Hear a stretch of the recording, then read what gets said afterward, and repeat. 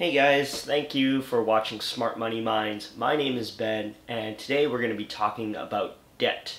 Debt is something that most people think is bad. Essentially, it's owing someone something, and that could be owing someone a favor, or in our case, owing people money. Though debt gets a bad rep, debt is actually what makes the economy move astronomically faster. Without debt, we wouldn't be able to get a mortgage on buying a house, or we wouldn't be able to get a car loan if we need to purchase a car. Debt helps us buy stuff that we can't quite afford right now, but what we can do is we can get the money for it right now and slowly pay it back in the future. So how does debt work exactly? Imagine you go to a bar and you start a bar tab. You start buying a bunch of drinks and you promise to pay later. At this point, the bartender gets a credit from you while you have a debt to settle. So you are holding on to that debt. Let's say you're unable to pay him this time, and the bartender says, "Don't worry about it, pay me next time. But next time, because I have to wait for your money, I'm going to charge a 10% interest on your debt."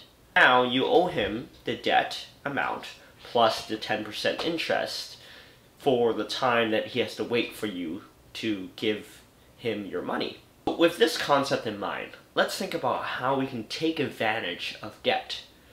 And the key word is this: productivity. For example, Farmer Joe wants to increase his productivity.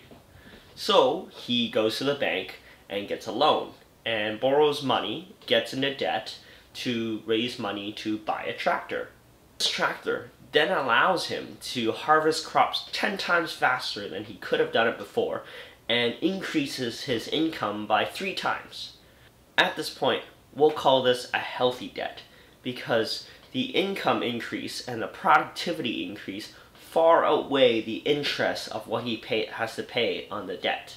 It is absolutely worthwhile for him to be in debt and have to pay the interest.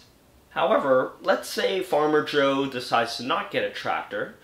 He wants to impress his neighbor's daughter. So what he does is he gets a $100,000 loan from the bank and decides to buy a brand new monster truck. However, he totally impresses everyone. The truck doesn't generate any income, but it does get a lot of jealous glares or envious glares from his truck-loving friends. In the end though, this truck provides a 0 productivity increase for his farming capabilities. So I would call this an unhealthy debt, because it is debt that doesn't help you produce. In my opinion, a lot of people get into unhealthy debt just to impress their friends, or to keep up with the Joneses, making a lot of irrational and emotional decisions that put them further and further into debt. And they're buying things that don't give them a productivity increase, but instead just look pretty and depreciate over time, and just doesn't give them the value for the debt and the interest that they have to pay in the near future. Just remember though, that any debt could be healthy or unhealthy. It just depends on the situation. For example, if you buy a luxury car, you go out, buy a fancy Maserati, and that could seem like an unhealthy debt. But let's say it helps you attract high-profile clients for your business, then really that is a healthy debt if it helps you produce more for your business. Property that you pay mortgage on can be an unhealthy debt if the appreciation and rent that you receive does not outweigh the maintenance costs, the mortgage payment, the taxes, and the fees that you have to pay on the property.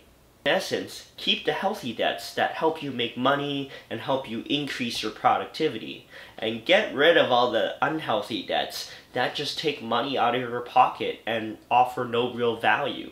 I want to hear some of your ideas of unhealthy debt and healthy debt, and also let me know what kind of debts you're carrying around. It's best to categorize these debts as healthy and unhealthy so that you have a clearer picture of your financial situation. So make sure you leave a comment below and hit that like button, and make sure you hit that notification button as well. And we'll see you next time.